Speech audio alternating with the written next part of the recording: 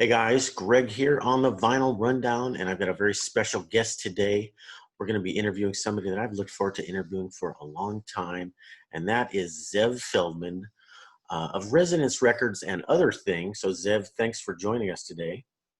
It's great to be with you, Greg. Thanks for having me. You are quite welcome. Literally, when I started doing interviews, Zev was one of the first person I thought of interviewing.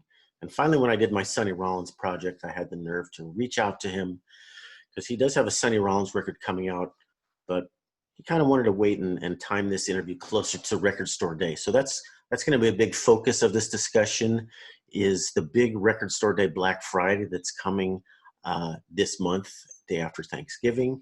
We're going to go over those releases, and we're also just going to talk about, what Zev is up to and his backstory a little bit. So Zev, you've been in the music business for a long time. 20 something years, more than that. And you've been referred to lately. See, I only heard about you lately. You've been referred to as the jazz detective. And what was the other one? Stereophile called you the Indiana Jones of jazz, which I think is more fitting because you're going out and you're digging up these treasures. So I want to kind of get into that story. Sure. Tell us a little bit about how you ended up going from, you were kind of a music and promotional guy, and then you got into digging up jazz. So tell us a little of that story. I've been so fortunate. I have been at this quite a while. I really started my professional career working for the record companies going back to 1994 when I was an intern for PolyGram Records in Greenbelt, Maryland. They had a local distribution office in my old hometown in the Washington, D.C. area. And I started as an intern and I worked as a mailroom clerk. And then I started making displays in record stores and putting up merchandising materials. I was a merchandiser and then a salesperson and a marketing person. That means you drove around to every record store in the tri-state area or whatever with your stuff and all that. Yeah, how they did it in the old days. I guess they don't do it anymore. Well, in the old days, I actually used to have like a giant portfolio that I would carry with me, which would have a stapler, staple gun, double-sided tape, poster flats and trims. And I would get up on the ladders. This was primarily in Manhattan where I did this for Manhattan-based retail back when we had Tower Records and HMV and J&R and Virgin. And it was just really a great time. And I spent the first 14 years of my career on the East Coast, in the Washington, D.C. area, in New York, then back to Washington again. And I've been fortunate. I've done most jobs in distribution in terms of sales, marketing, and promotion. And I've taken that with me. And So you know what works inside the record store and you know kind of what helps sell and develop some of that insight. Absolutely. And I also take with me the metrics and other sorts of methodologies and equations of, hey, which artists sell in the Pantheon and what's the difference between a John Coltrane versus a Stan Getz record in terms of sales velocities, all sorts of things. But it really allowed me to develop a skill set before I went into doing A&R and becoming a general manager ultimately of a label and all these different skills. And I've been fortunate. I started producing records, truth be told, really, but it's been about 10 years now, going back to 2010 when George Claben at Resonance gave me an opportunity. He simply said one day, Zev, I'll tell you what, I'm just so shocked that you're a LP collector, music-wise, you're a music hound, you know all these facts, but you've never produced. And I said, that's right. He said, I'm going to do something about that. He said, Zev, I'll make you a deal. If you can go out and you can find previously unissued recordings from jazz artists that I'm interested in and I like the music, I'll tell you what, you can produce it for me. And that I've told people is like fire on gasoline. It just gave me a reason to catapult out of bed in the morning, looking to find out if I heard back from this specific so-and-so. And it gave me a reason to start digging and finding music, reaching out to families and estates and musicians. And a lot of it, truth be told, is just passion. I love this music and I'm generally interested in it. And it's really served as a compass for me. But George Claben at Resonance gave me my opportunity. I want a little more detail. I kind of assumed that you were Resonance and you started Resonance, which is not true. Resonance was here before you started working them. Is there tell us a little bit, who is George Claben, and where did Resonance before you got there? Because I don't know anything about that. Sure. Well, George Claben, my mentor, my friend, my shining star, started the record label, I want to say sometime around 2007, 2008. And at that time, he had been working with a lot of developing artists, a term that we use for up and coming or maybe an unknown individual. And he was mentoring a lot of them and helping making recordings live at places like the Vic here in Los Angeles and Santa Monica. And he was championing them, but it was becoming very difficult for him to get them signed to a label. So out of his generosity and interest, he said one day, you know what, I'm going to start my own label. And we joined forces in 2009. I initially came to the label to help him build an international distribution network. But what I didn't realize, he'd become one of my closest confidants, employers, and someone who literally worked with me to make history happen. And it's been such an exciting run. But George has a storied career. He was really one of the first to program jazz at the famed WKCR FM at Columbia University in New York, going back to when he was a student at the school. And he had a Crown 2-track tape machine and a Ampex mixing board, and he used to go around town recording the likes of Keith Jarrett, Charles Lloyd, the opening night of Thad Jones and Mel Lewis at the Village Vanguard, Bill Evans at Top of the Gate. And he started documenting and recording these concerts. But those records were his personal collection. Those weren't things that he was in any position to be releasing. Am I correct or wrong? That's correct. But when he and I joined forces, and I remember he said to me one day, he said, Zev, have you ever heard my Bill Evans recording? I said, what do you mean your Bill Evans recording? Well, he was there the first month that Marty Morell, the drummer, had joined the trio with Eddie Gomez and Bill, and they played at Top of the Gate, which was the room above the Village Gate in New York. And I was blown away. And he was almost like, I wish we could find a way to put this out. And I was like, George, I know how to do this legally and get the rights. And luckily for me, one of the main companies we had to deal with was Universal Music Group. And I used to be an employee for them.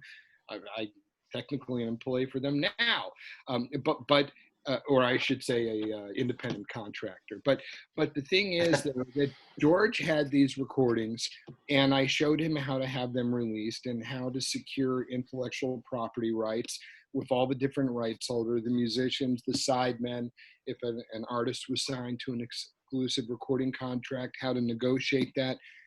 And one of the first projects that we did was finding a way to release George's album, well, the music that became the album, Bill Evans Live at Art Lugoff's Top of the Gate. It came out in 2012. It was one of the first archival releases that we put out. And that album sold, I want to say, somewhere in the ballpark of 30,000 copies in the first year or so. When you say 30,000 copies, and there's a copy that says 1,200 out of 4,000. Right. Is there a lot of CDs, or are there ones that aren't numbered? Sure. Well, there's CDs, there are downloads. Now we have streaming, of course, too. But at that time, that was a cumulative a number based on LP and CD sales. The short story was between that and an album from guitarist Wes Montgomery called Echoes of Indiana Avenue, which was also a very critically received album. Those two projects really set us on their way. I mean, we had an album from Scott LaFaro called Pieces of Jade, which George worked on, and also a Freddie Hubbard album called Pinnacle. But when the Bill Evans and the Wes Montgomery releases came out, stand back, something is happening here. And it literally gave George the confidence overnight to recognize that, there are fans out there that will appreciate this music, that'll even more so want to buy it. And it was a way for our nonprofit foundation to really do something supportive of this music and to have this music immortalized, have it live on. And I'm That's so grateful to George for that. there. You just gave me like 10 questions, which I can't get to all of them. I think Bill Evans was the first time I heard of you guys. It was like record store days doing a new Bill Evans, and I was on a plane to Boston, and I'm texting my friend, "Can you go get that record for me?" And it was like, "It's sold out." Okay. I found it at a record store. Anyway, Bill Evans kind of put you guys on the map, and now you're up to your fourth or something, Bill Evans. We'll get to that later. Well, we're actually doing our fifth Bill Evans. We're coming, which is the album I'm holding here, shameless plug. Hello, hello. Yes, Evans, live at Ronnie Scott's from 1968. That's amazing. And let's keep on with the story before we get to those, because I want to do an extended on the new releases you've got. And so one thing you mentioned was it's a nonprofit, and a lot of record labels, independents, are no profit, but why did it become a nonprofit versus a regular label? Is there any advantage to that? Is it financial tax, or is there some, I don't get nonprofit with record label.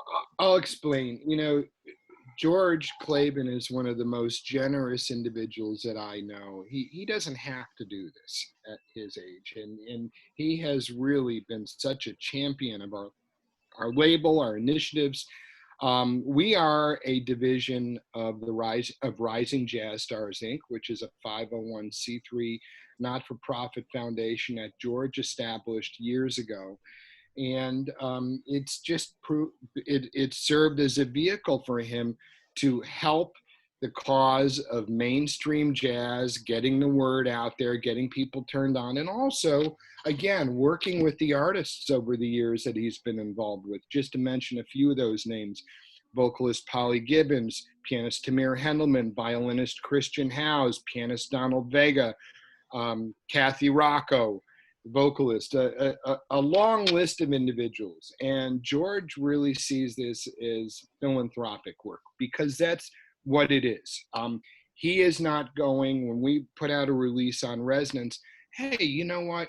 We look at the economics. We want to at least break even, but our motivation at the label is not making money. Our motivation is preserving this music, celebrating the legacies of these artists, and getting the music out there for people to hear. And our whole mission has fallen behind that. And having George's support, his generosity, just allows us to keep going on with our mission. And I just have to reiterate, again, first of all, it's running a record label is no small endeavor. It's a lot of money. We have a staff.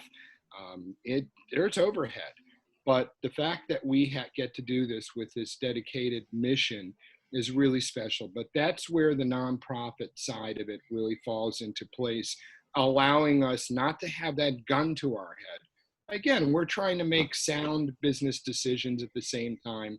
We operate like any other record company, except the proceeds go back into the company. You don't have stockholders bitching at you about why didn't you have a hit record.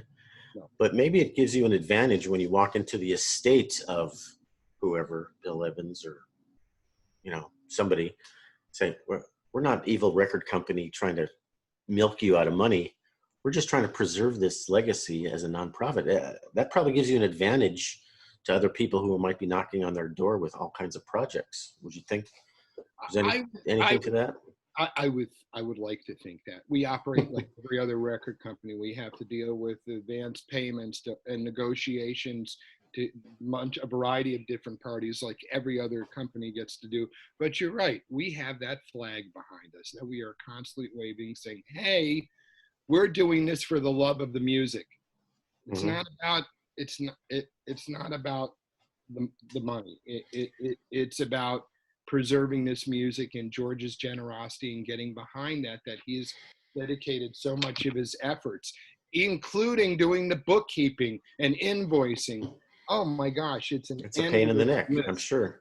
But you are paying out to people who maybe made a record 50 years ago, right? I mean, even though you're a nonprofit, you're sharing the proceeds as if it was any other record company. We So you got to work. write you got to write checks. What I'm We saying. do. We do. We operate. We are a record company. We have these standard operating procedures, except for sometimes we just have a little bit more flexibility in taking on a project that we're curating, and you know, especially if I light up and something just makes me so feeling so strongly in my heart, it's something that I can have a case with George and we can discuss. You know, but we try to bring out project music that is important. Music needs to be heard. Is there something special? What's the story? That is oftentimes something that we ask ourselves. What makes this project different? And a lot of your records have a lot of story behind them, and you do these amazing liner notes. They're more than liner notes because you go out and you're interviewing and getting musicians or their friends or whatever to either write articles or do interviews. I mean, the liner notes on some of these records are like reading a small book, but they're fascinating. But you guys are putting so much effort into the historical perspective on it, which I think is fantastic. And you're a big part of that. I guess you write a lot of this stuff yourself, and maybe you do some of the interviews. Tell us a I little bit about those big liners. I got one in front of me. I started reading the Sonny. We'll save Sonny for later, but these things go on, and you better be a good patient reader to get through. There's a lot of gems in here, the story of how these projects came to be. So, Well, you know, Greg, I think this is investigative music journalism. And first of all, English was never a great subject for me growing up. It's kind of actually makes me feel good. But, you know, speak it pretty well, though. Well, I like, you know what, I can't screw up telling the story of a narrative on how a project comes together. And if you read one of these releases, you're right. We really tried to build books that come along with the musical experience, something that provides a narrative, a context, something to learn. And that comes from, you know, being a fan of companies like Mosaic Records. My mentor, Michael Kaskuna, is someone who I've learned a great deal about, who I've learned a great deal from. And, you know, I want to have music. I want to read. I want to learn. George has allowed me to really just take the bull by the horns, and we'll come up with a proposal, and here's the sketch of what we want to do. And George will push the green button and say, okay, sounds good, or we discuss something. But in the case, for instance, of Sonny Rollins, the new production called Rollins and Holland, the CD configuration alone, it's a 100-page book. We felt that, you know, I get to interview the subjects involved. I want to tell the story. What is it about the recording? What happened? Is there anything that we need to be listening for? What are we learning about? What's important?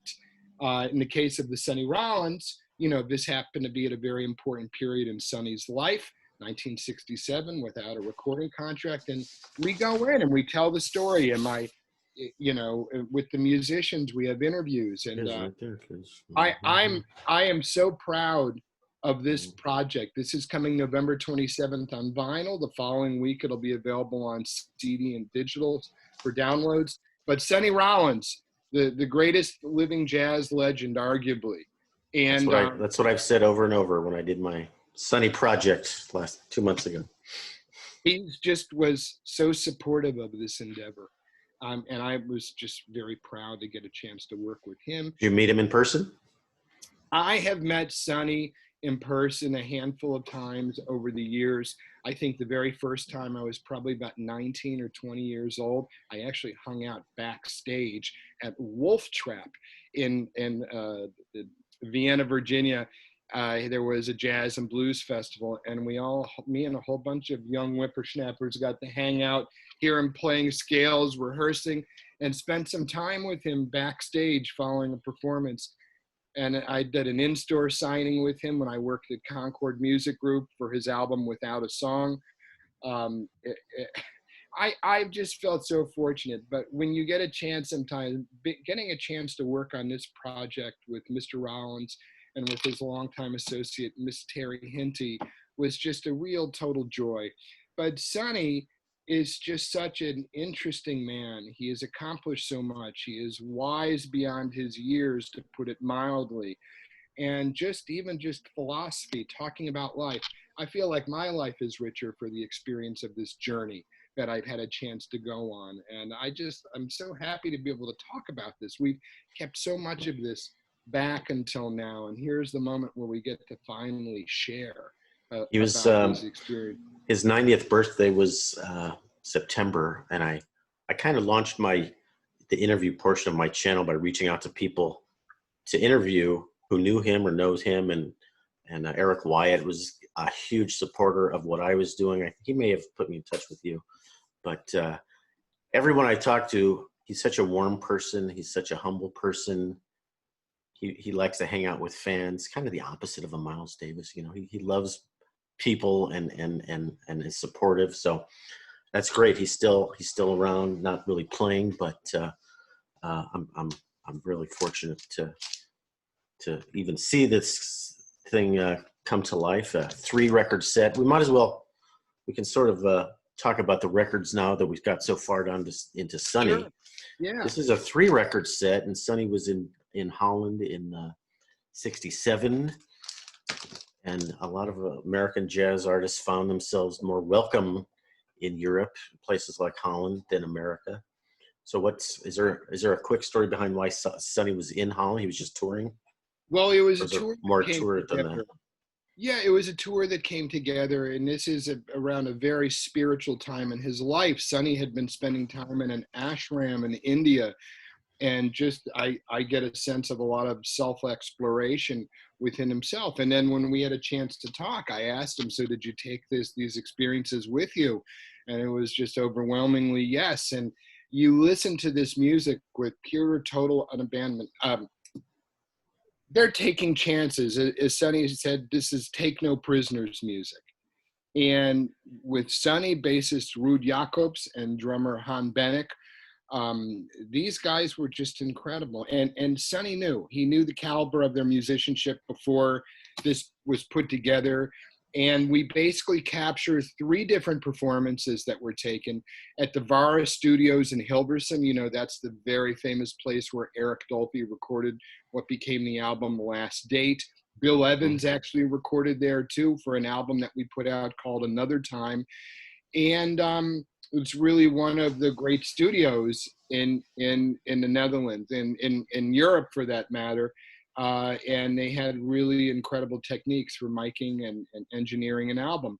Also, there was a television program that they also performed on. My associate, my co-producer on this album, Mr. Frank Joachimson, he is really the guy that we have so much to thank here, because he found the tapes. Frank and I had been working together anyways and knew each other. Actually had been working on this Bill Evans production Another Time. And he made the discovery. There was a tape that was mislabeled in a box, and he discovered it and he listened to it. And, you know, I believe that originally they may have been supposed to destroy the tape after the performance, but it was done, and he found it. We had the TV performance, and then there was an infamous bootleg recording in a place called Arnhem at a concert that the 3 of them also gave. So we included the best moments from that, along with the television and studio performance. And this is what you have right here is this 2 CD or 3 LP set right here. By the way, it is,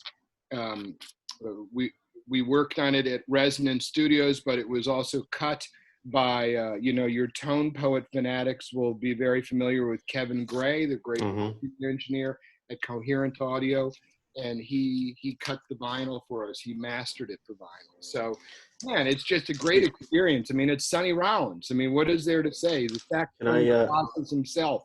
Is the bootleg portion mono, I assume? I don't know if you mark these mono or stereo. Yeah, yes. So there's different sound qualities here because you've got studio, you've got TV, you've got bootleg. All great playing, but it's very apparent kind of which sound you're listening to, but great playing. And I'm not really familiar with these musicians. Are they local Amsterdam or Holland guys? Well, let's talk about this. A lot of people, Bassist Ruud Jacobs is one of the greatest session bassists in Europe. You know, guys like Oscar Peterson, guys like Oscar Pettiford, you know, revered him and considered him a great. A lot of people don't know this, but he actually worked with Andre Rieu, the Waltz King, later in the 90s and beyond, but he became a very serious studio guy. But in the 60s and throughout, he played jazz. Han Benek, the man needs very little introduction from a lot of people. He's regarded as one of the great living jazz drummers. Han Benek also straddles straight ahead and free jazz. And it's really a delight getting a chance to hear these guys together. This is a really wonderful rhythm section that brings a lot of fire. And you hear it, you know, they were having the time of their lives playing with him. And we were also able to capture those words. Aidan Levy, who is Sonny Rollins' biographer, spent some time with bassist Ruud Jacobs and drummer Han Benek at Han's home in the Netherlands. I believe it was around 2018. So anyways, we include these interviews, these writings that tell about this story. We have Frank's essay, which he walks us through how so much of this came together with making these discoveries. And it's just really been a great dream team. And it's also, I want to say, this is international jazz diplomacy at its finest. We had a chance to work with the Netherlands Jazz Archive to put this project together. And, you know, this is a cross-Atlantic effort all the way around. Europeans have been so supportive of American music, American jazz. So we keep finding all these great projects that came out there with our musicians. So maybe we can go through some of the other records, the 4 big records you have coming out. And I was gonna start with Sonny and then go to the other sax player. Oh, George Coleman. George Coleman, I love this guy. George, I don't know, in terms of his career, is he more known as a sideman versus a solo guy? Tell us a little bit about him. Did he play with Miles? And he has his own solo records, but he's not as well known as other people we're going to be talking about today. He really is a titan, and we're so fortunate to still have him with us. You know, this recording is very special for a variety of reasons. First of all, you're right, what you said about George Coleman and being a sideman, especially for the first couple of decades of his career. That's really what he was known as, especially playing with Miles Davis, as you mentioned. But you know, George Coleman didn't make an album as a leader until the 1970s, until around the same very time of this album, in Baltimore, the George Coleman Quintet, which really predates the other recordings as a leader. And this one was done in 1971, May 23rd. But I got to tell you, a little hometown plug here and why this is also very personal to me. First of all, I got a chance to produce this album with my dear, dear friend, Corey Weeds, at a label that we started together a couple years back called Reel to Reel. And I am also the de facto unofficial custodian of the Left Bank Jazz Society tapes. I've been working with one of the founding members for several years now, Mr. John Fowler, who I interview at length in the package. And he was involved in the organization. And over the last few years, I've had a chance to go through the tapes and help find homes for some of these recordings, and just to try to get some semblance of what there is. You know, it's very important documenting this music. But Corey, I got to tell you, man, he really championed this project. He loves George Coleman, Big G, as he likes to say, and a guy who, you know, George Coleman has been a mentor to so many in the community. But you know, this recording has got a wonderful, wonderful band, trumpeter Danny Moore, the great pianist Albert Daly, legendary bassist Larry Ridley, and drummer Harold White. And this is a really cooking date from Baltimore. You know, they used to do these concerts every Sunday at the famous Ballroom, usually was the venue. There were a couple of other places from time to time they would do shows. But this venue called the famous Ballroom is where they housed these concerts. And it was like a community affair. you would pay a small amount of money. You could bring your family with you. People would bring in their own food, or they would have food there. And it was this very integrated, multicultural organization, black and white, all sorts of folks were there. And it was with the purpose of people that loved jazz, that championed it. And I'm from the Washington, D.C. area. I'm from this great state of Maryland. I lived there. I was actually born in California, but I grew up in Maryland. So this has got a hometown kind of vibe for me too.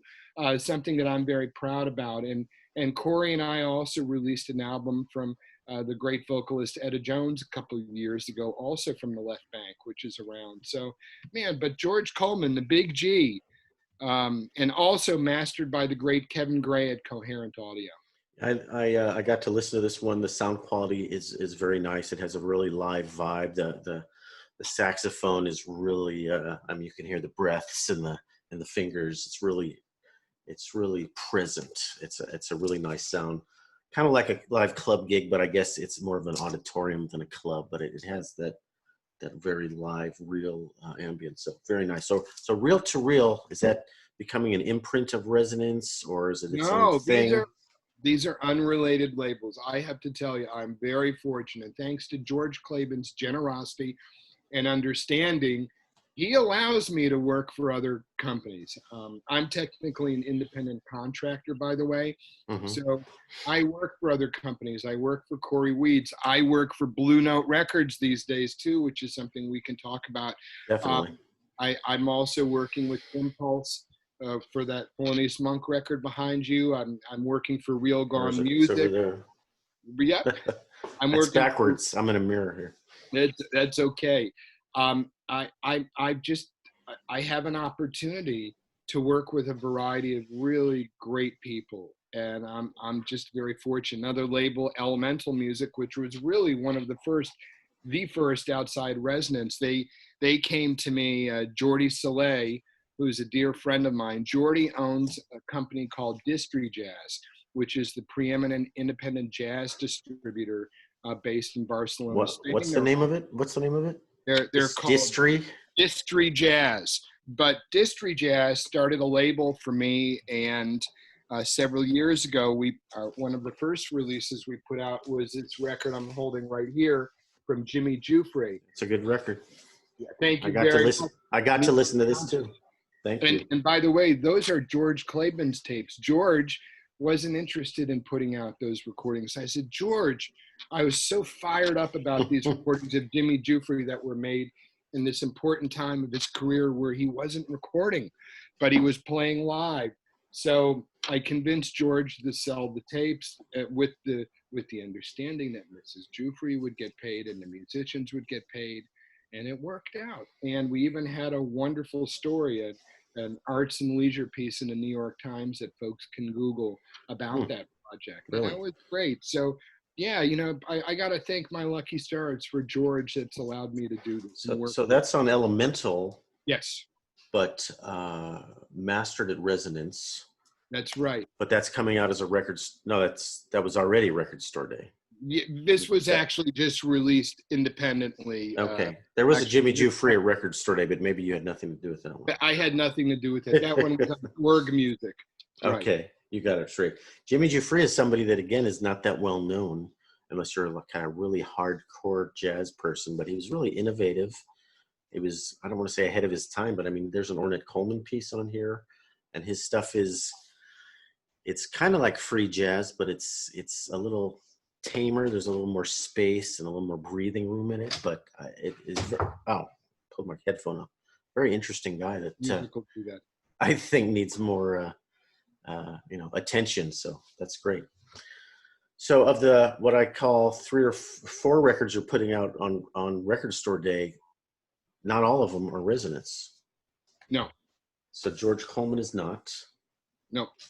And maybe we can move to Monty. Sure. Monty is on Resonance. Yes, this is a really pure Resonance.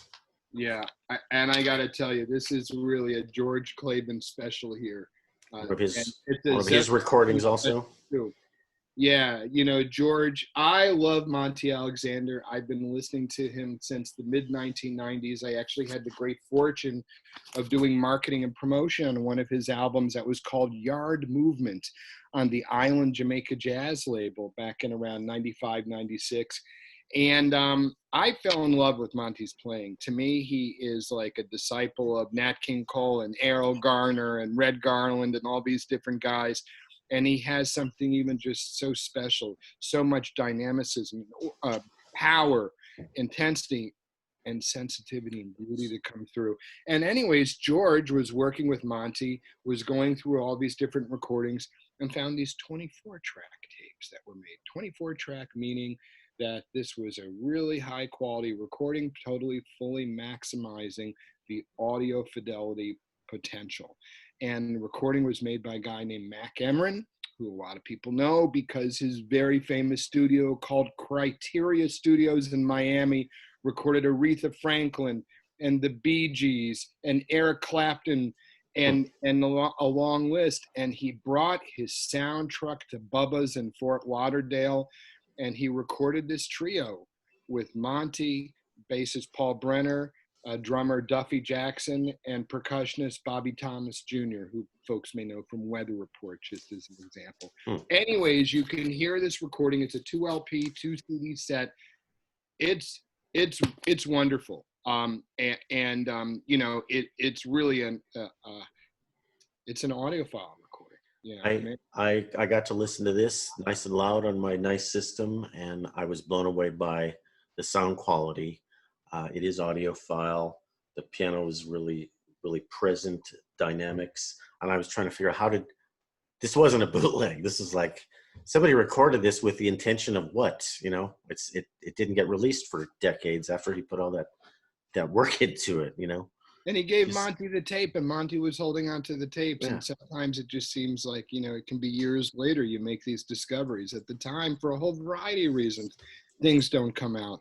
But they are now, and Live at Bubba's has been really a wonderful project. I talk to Monty frequently, and it's just, he's a joy. I personally, I love this guy, and I love his piano playing, and I love his groups, and I love his music. And to me also, talking about a guy who was there with Ray Brown and Milt Jackson, you know, and he comes from this other school. He's played at Montrose so many times. He hangs in some pretty amazing, you know, circles, this guy, you know, and the music and the greats that he's recorded with and who he's associated with. He's royalty. And I love Monty. And you know, my viewers who are like the Blue Note fanatics, they probably don't know Monty Alexander very well. And I was kind of blown away by, like, how come I don't know this guy better? His playing has a lot of optimism, and he seems like a very kind of happy, positivity guy, and that just comes through the energy of his music. So that one, highly recommended, guys. You're going to be standing in line at record store day trying to get these records, so get there early. And by the way, I think you folks will like to know that this one's actually mastered by the great Bernie Grunman at Grunman Mastering in Hollywood. And like all the Resonance releases that we've been doing for the most part until now on vinyl, this is also pressed at RTI, Record Technology Incorporated, one of the leading LP pressers for the audiophiles speaking in the world. They are amazing. We work with Don McGinnis and his incredible team over there. But Bill Evans, live at Ronnie Scott's, Monty Alexander, Love You Madly, and Sonny Rollins, Rollins and Holland are all pressed at RTI. And we're very proud of that relationship. And you'll see a little silver sticker right there. So it's we're committed to the audio. I mean, very high quality stuff, audio, packaging, everything. And I wasn't sure if I should bring this up, but there's people putting out schlock stuff out there. It kind of makes me unhappy that they're doing it without permission of the artists. They're stealing the artwork. They're not pressing it well. Oh, it's $12. Well, big deal. It's still. Do you have are you aware of how prevalent this is? You can go on to eBay and pick a classic album, something else by Cannonball Adderley. You can get the Blue Note copy for $19, but you can get the schlock copy for $13. And Right. it kind of breaks my heart that this is so prevalent. And is nobody doing anything about it? Do the record companies don't care? What's your take on that?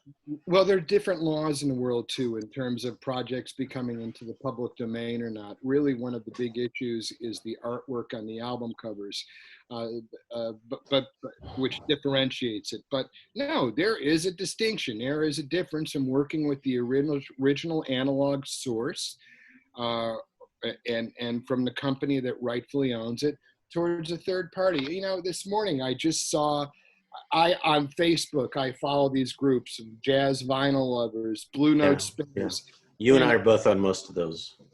I see you it, posting there. I do. I'm not shy, you know. But I'll tell you, it's a good education for me. I saw someone post this morning a radio broadcast, which had been brought to me a few years ago. Again, somebody had said, you know, the tape exists on this. It was Herbie Hancock and the Headhunters with Jaco Pastorius. This is not an official recording. Somebody buys it. You have hi-hat records. You have a variety of different folks. I don't even care to point the finger. And you know what? I just know that for the projects that I work with, things are done fairly. There is a process and procedure. People are being paid, but there is a great deal of piracy and infringement on intellectual property rights that exists out there. And it's disheartening that at Resonance, we fight so hard to do things the right way, and that there are people that want to undercut that process and do things that are frankly just disrespectful to the artists and their families and the people that have those. I argue with these people online all the time, and I say, you decided to steal, and you decided to steal from a jazz musician. Those people are not rich. You know, those people are struggling to get by, especially in the times we're living through now. And, you know, what is lower than taking money out of an artist's mouth? But the other issue is, you know, Europe has this copyright thing that's very different from the US, which I get, but how does that give you the right to sell it in the US?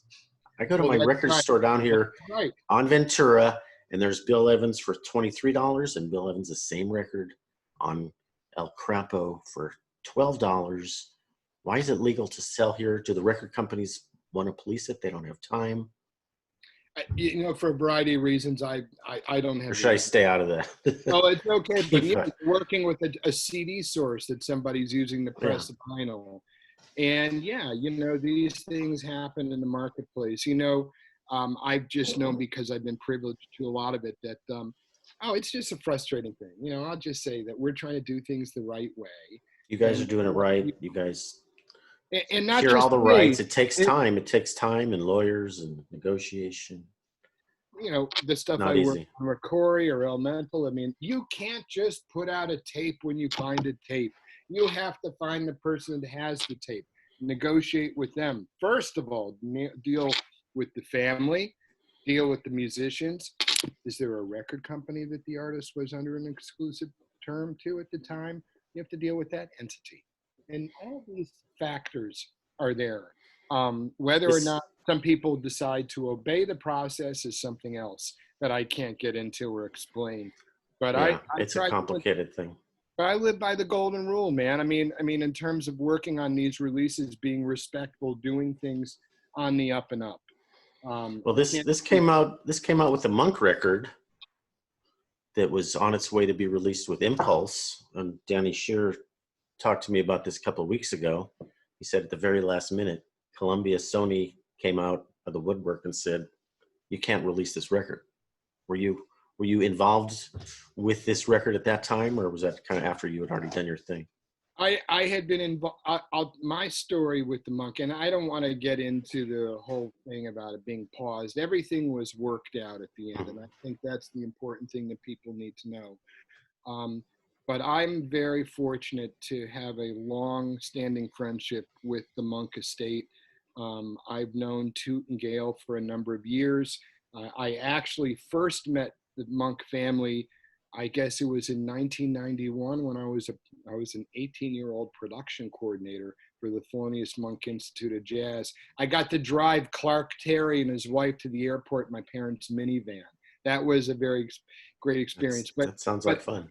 but in all seriousness, I love Thelonious Monk's music, and over the greater part of the last 10 years, getting a chance to know the family has been wonderful. And in 2018, 2017 rather, I was involved with a production for two record companies that came together, Sam Records and Saga Jazz, and they put together an album to a never before released studio album called Les Liaisons Dangereuses, which was the soundtrack to this Roger Vadim film by the same name, which had, the soundtrack had never been, the music from this, the recordings from this studio session had never been out before.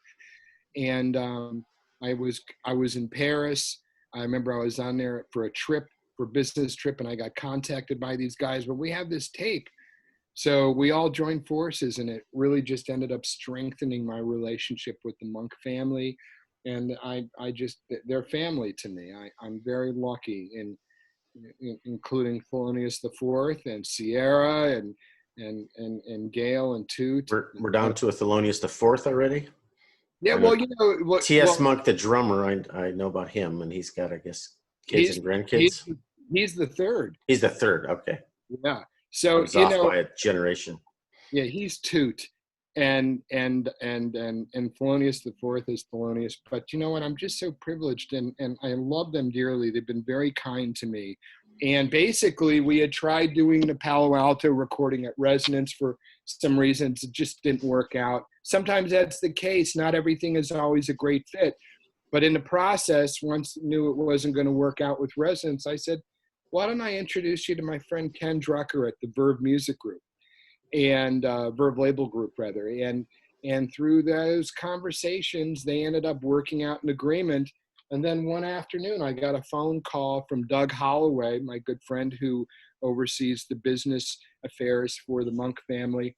And he says, hey, Zev, I want you to know a couple things. We're doing the deal with Impulse now, and we've already signed you on as a co-producer of this production. They didn't have to do that. They are very kind people. They've been very gracious to me. And I love the music. This has got such a wonderful backstory to it, with Danny Sher making this recording when he was in high school. But when you see a project, you know, we often, this is a journey on all these releases. We get on this road, we have these different rights to clear, we're conceptualizing, we're thinking in terms of what's this going to look like. But when it finally comes together, there's just something so remarkable being able to be here with you today, Greg, to talk about these experiences that really, it's just like, they all become like my children, you know, like they're family members, these projects themselves, because we give so much. And I have to acknowledge a gentleman who has been at my right side now, he's my right hand for a greater part of 6 or 7 years now. His name is Zach Shelby Sisko. He used to work at the Jazz Standard in New York, and he is my production manager at Resonance. He is my right hand for everything I do at all my companies that I get a chance to produce for. And we've joined forces, and he's been a wonderful asset. I'm very grateful to him. So I wanted to send a very special thanks. Zach and Zev, the two Z's of jazz. Z and Z, man. Z and Z. Who's the J and the A, and then we got the two Z's at the end. Jazz. There you go. I just thought of it. And the Monk album, beautiful artwork, and I've got the inserts and the poster, and the backstory is great. And Danny Sher on my channel a couple weeks ago, the stories with him and Monk, and amazing story, launched to his career. So just got this last week, present for me. Somebody gave me, my wife. Great. Couple more records we got to get to. Let's do it. If you're not running out of steam. I'm not running. We're trying to save some of the best for last. Oh, you started to get into Bill. Oh man, Bill Evans. And this is, I'll start with the front, which is one of the first times Resonance has put fine art as opposed to photography. DSM's artwork on here. There's probably a story there too. There is. David Stone Martin, who is one of my biggest heroes in record collecting and modern art. Is he alive? He's not alive, is he? No, David Stone Martin's been dead since the 1990s. he was just such a genius. He graced the covers of Mercury, Clef, Norgran, Verve. Show it And again while people are listening to your talk. I'm so glad you can show that. This is a piece of art that I was made aware of actually going back. We looked at a string of emails to 2012. In the jazz production business for doing these archival recordings, there is a very nice woman that I work with on all my recordings. She usually gets the first email. Her name is Cynthia Sesso, and she has a company called CTS Images, and she's also a fellow jazzbo like us, loves the music. And she had this illustration in her home, and she made me aware of it. I think something happened where we were just talking about our love of him on a conversation one day. And then she says, you know, I have this in my collection. She described it to me, if you're ever interested. Well, Live at Ronnie Scott's is the 5th individual album with the estate of Bill Evans that we've done. Mm-hmm. And, you know, Bill's photographs are so poignant, man. They're just so, sometimes they just transport you. They move you in a certain way. He's a very serious looking guy. He's always deep in thought and staring at the piano, and there he is. And we were lucky, you know, so we decided that we were going to go for it and go for an illustration this time. And I spoke to George. He was very generous in working with us to make this deal arrangement. But I told people, George, you got to put this on the cover. I know that this isn't an album from like a David Stowe Martin 1940s piece, but this was a beautiful piece of art. I should also tell you that I'm working with David Stowe Martin's family on a coffee table book right now that we're looking at for 2021, which will be for the Jazz Images Company in Barcelona. And that sounds fabulous. And I had a chance to work with his family. And his I'm going to show you a DSM. Do you have this one? On 78 RPM. Do you know this one? I do know that one. So I don't have the 78 of it though. He did a version similar for Verve when they came out with it, but the original on Dial on 78 is different than the Verve one. They're similar, the two figures, etc. But the intimate, what's the word? That the detail work on this is really fascinating. It's two disc set. Wow. Sorry? That's beautiful. I love that. I love this. I love this cover. That's why I keep it on display here. It just happens to be sitting out. It's one of my showpieces. I want to show you something. Okay. I showed you yours. You show me mine. Now it's show and tell. All right. So I had to pull this up. Slim Gaylord. Need more of Slim. Let me put that back. So here's a 45 I have. Yeah. Charlie Parker. But there's an autograph here. Can you make that out? Oh, God. Let's see. Miles M. Starts with an M. It's not Miles Davis, is it? It's Miles Davis. It is Miles Davis. Okay, his D is circular. Miles Davis autographed. Miles played on that, huh? It's also signed by Max Roach on the back cover. Wow. There's just... and then I also have, these are two of my other favorites. These are Johnny Hodges. I should probably take them out. There's a yellow and the pink one. I have a couple of books on DSM. I have been so infatuated with this man's artwork. It's one of the reasons why I go to record stores. I'm still finding things that I don't have. These were very nice. Originally originals. Yeah, these were for jukeboxes. I actually found these, I think, at Mr. C's in Orange, California. You know Mr. C's? I don't know if I do. I don't think so. Which, Orange, the city of Orange. Yeah. There's a really good burger place there too, but that's a whole other story. But listen, here's the story you need to know about Bill Evans live at Ronnie Scott's. About 2 years ago, Jack DeJohnette's attorney is a gentleman named Stephen Reich. He reintroduced me to Jack. I think maybe we've had a couple of exchanges over the years. We did. We worked on Some Other Time, which was the breakthrough album for Resonance Records in 2016, and the album Another Time. And Stephen Reich, his attorney, introduced us and said, Jack's got an archive. You guys really should be talking. And over the next year and a half, I made a number of trips up to upstate New York to Jack's home, where we had a chance to go through his archives and find things. And amongst the recordings that we had that Jack played for me were these recordings of Bill Evans, recorded at Ronnie Scott's in 1968 with bassist Eddie Gomez and Bill, of course. But what's so special is this is like the holy grail for Bill Evans fans. If I had a nickel for every time that I had an inquiry, hey, I know that one trio only performed for about 6 months together, but they played a month at Ronnie Scott's. Where are those tapes? Well, Jack had I think a 4-track tape recorder that he brought to the gigs, and he was recording himself. And in 2016, Jack had first told me about the awareness of these recordings, but he said, Zev, I don't think you're going to be able to release it. He sent me a transfer, but it was a multi-track tape. He was listening to it. We were listening in the wrong direction. For some reason, it sounded muffled. When we listened to it on the right machinery, we realized all of a sudden that there was music there. And this is 100 minutes of music.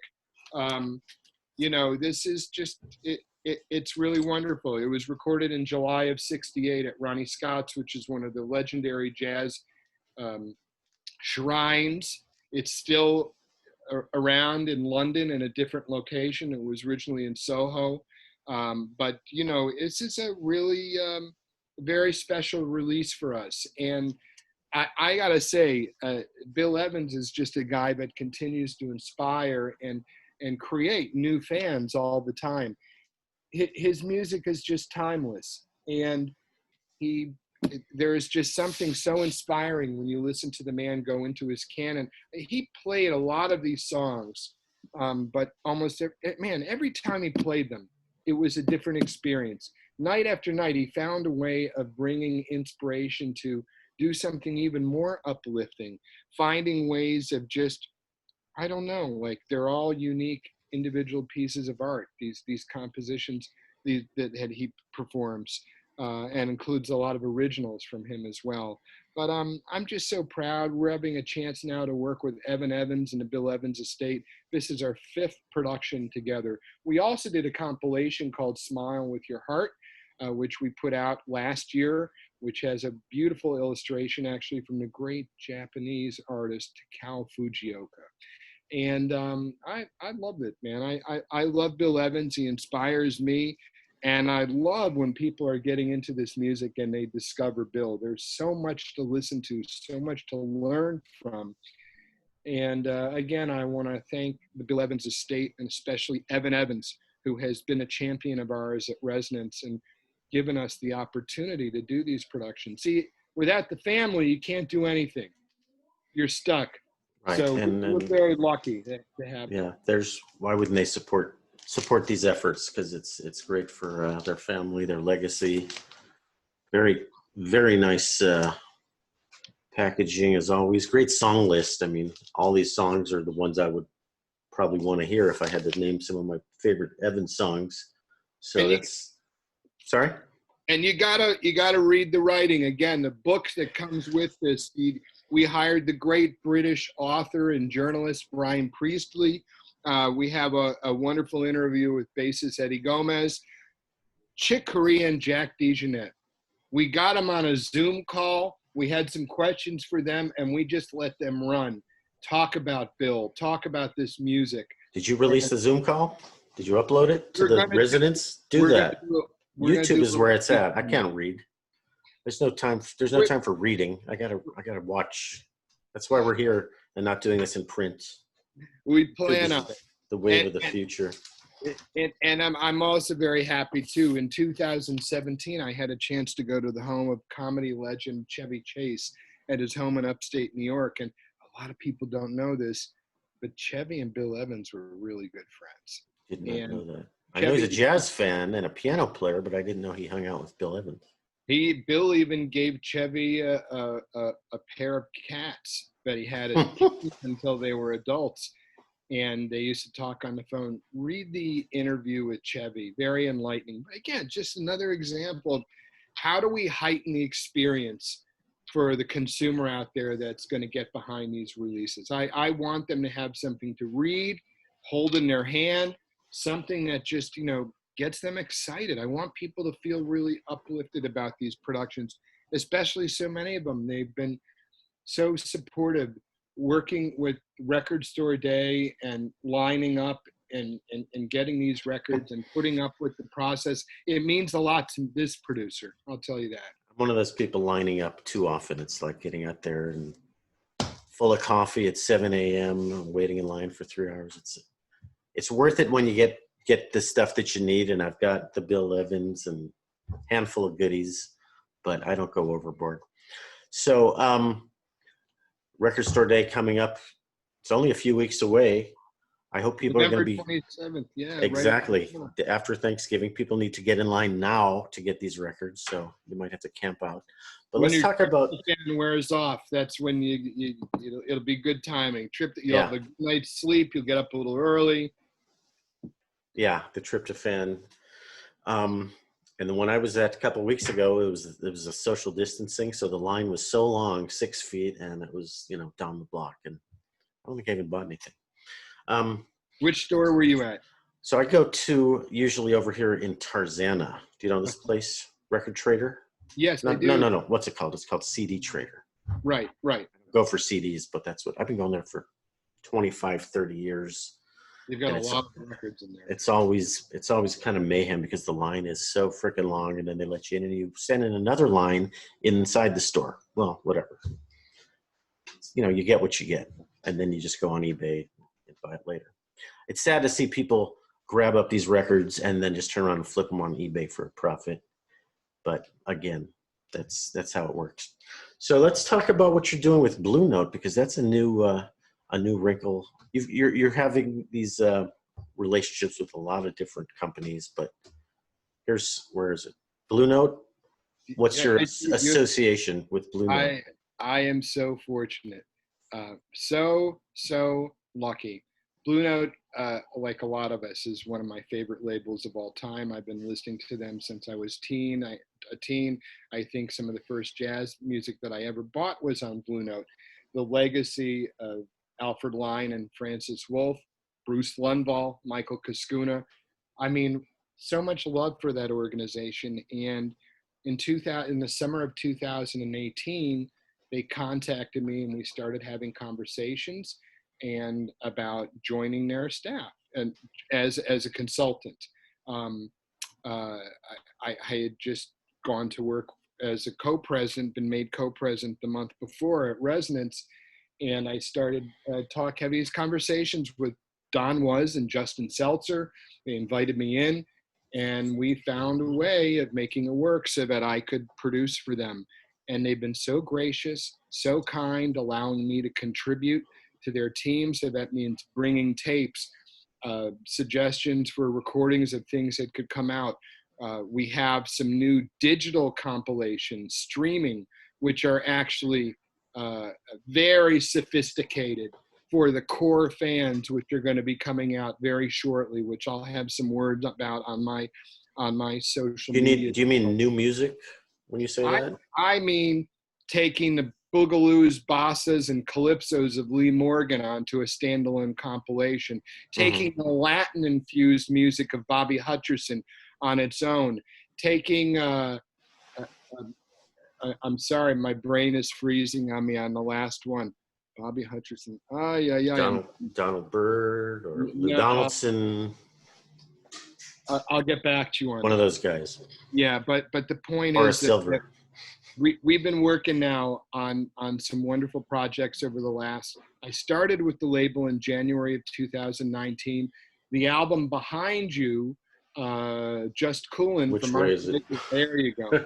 It was the first production that I got to work on for them. And these were recordings that I was aware of. They were recorded March 8th, 1959 at Rudy Van Gelder's first studio, which was his mother and dad. Yeah, that's right. That was in Hackensack in his parents' living room. And this is Lee Morgan, Hank Mobley, Bobby Timmons, Jimmy Merritt, and Blakey, of course. And, he's right. He's got a good memory. They ended up performing about 6 weeks later at Birdland for an album that we called at the Jazz Corner of the World, which is one of the greatest live jazz records of all time. Oh my God. I got that one. So this, for whatever reason, these recordings sat in the vault. And when I started at Blue Note, I really connected with a lot of my inner geekdom and was able to suggest a bunch of projects to them based on knowledge that I had, things that they had in their vaults, and also more than that. I mean, over the last 10 years working with George Claben at Resonance, I would oftentimes come across all these different recordings, tapes, and it was stuff that we never had the rights to put out anyways. We would never get the rights to put out. But in any event, I went into that job with a long list of potential recordings for them to consider. And it really had been a good fit for that. I come across a lot of things, and not everything is a good fit for one company versus the other sometimes. It works out like that. But we have some projects that we are going to be putting out at Blue Note that I'm extremely proud of. I can't share any more details except to say that there's going to be a massive box set coming, which may arguably be one of the single most greatest projects that I've worked on to date. And I'm just so happy. So there's more to talk about. You can follow my social media for updates. But it's. I'll put those links below, guys. After I put this up, I'll get you all your links up. All right. But did you see the Blue Note movie that came out about 1.5 years ago? I have. Sure it's really wonderful. Yeah. And when I went to see it at one of the pseudo premieres in Pasadena, I walked into that little tiny artsy theater, and standing in the popcorn line was Herbie Hancock. So I hung out with Herbie and took the photo, and I was beside myself. I was blown away. I was like, what do you think of the movie?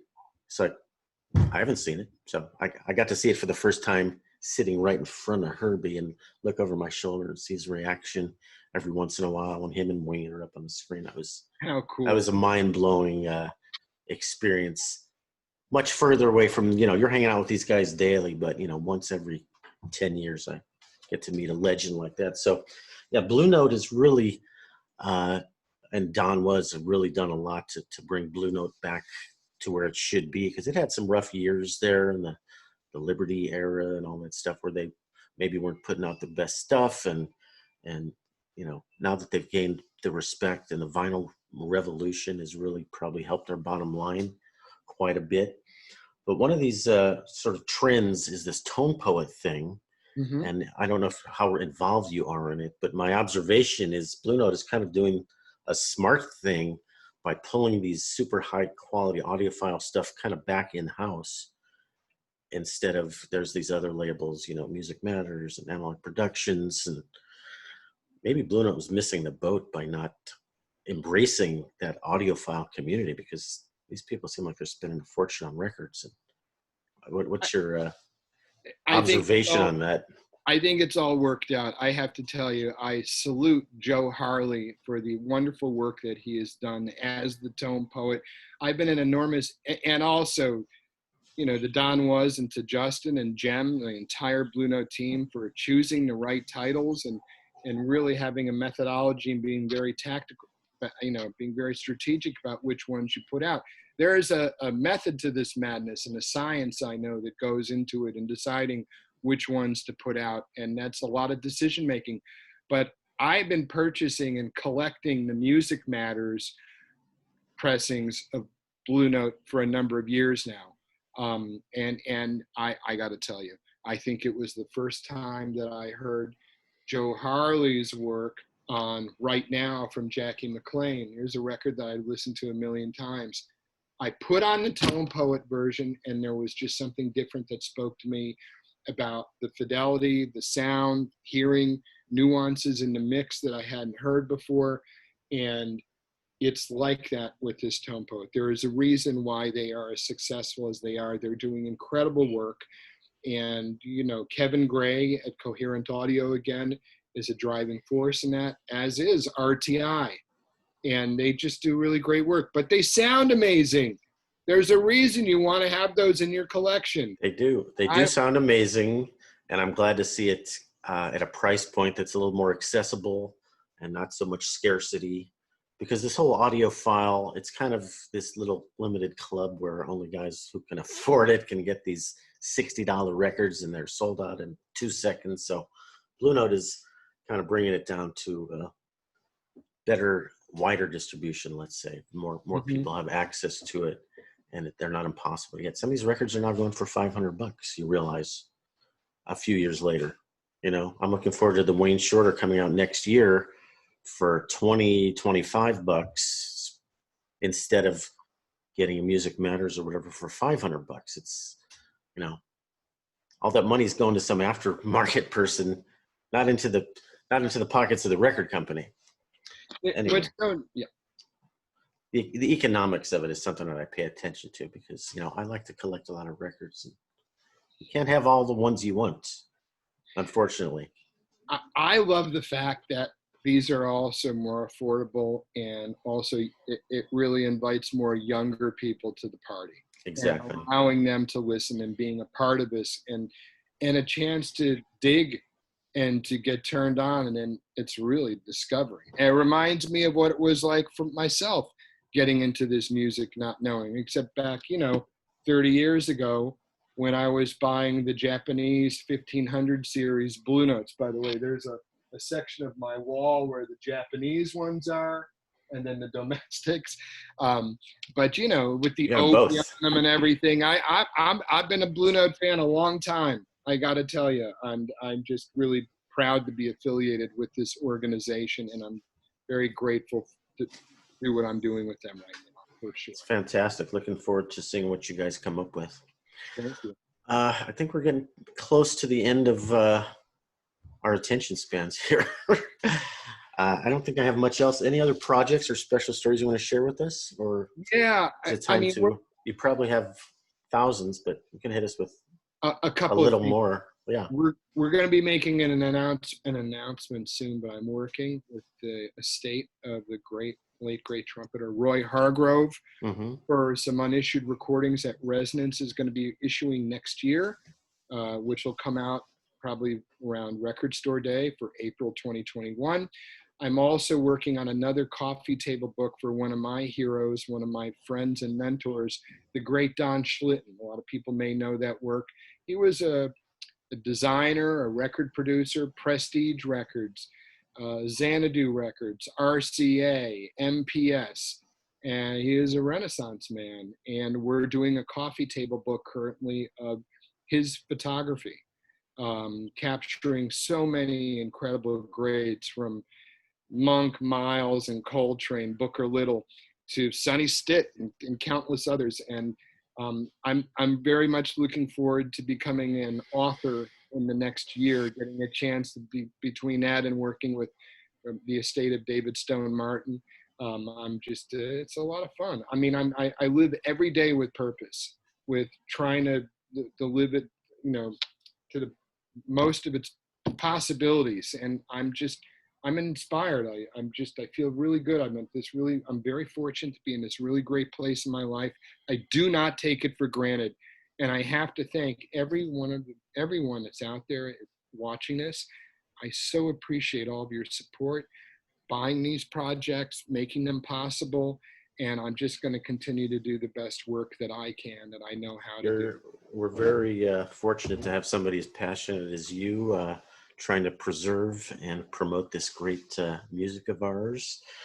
And I'm a little jealous of where you are in life. You're living the dream life, and a lot of the people in the music business, it's a grind, and it's a dog eat dog world. But especially in the jazz world, where people are a lot more lot of positivity, and it's not all driven by the top 40. So there's a longevity to this music that's not a here today, gone tomorrow thing. We're still loving this music 50 years later, and 500 years from now, they'll still be looking back at this era that we all lived on the tail end of. I hope so. Yeah. Zev, I think that's about all we can possibly say on one Sunday afternoon here in Los Angeles, but we'll do it again, and I'm looking forward to listening to more of these records, and wishing you good luck, and thank you for everything. Thanks for having me. It's really wonderful to speak with you, Greg. I appreciate your generosity and your time. And listen, man, when this COVID thing blows over, let's go to Brent's. Let's go grab a corned beef or something. Do that, but why can't we go over to Catalina's and check out some players or something? You know, do that too. Whatever you want. You know to that, of course. I'm and Are they around still? They didn't go out of business, did they? Somebody went out of business with the COVID. Some of these clubs are not making it. You know, listen, man, just to say real quick, I've got no trouble compared to so many hardworking musicians and other folks that are in other ends of this business, presenters, promoters, venues.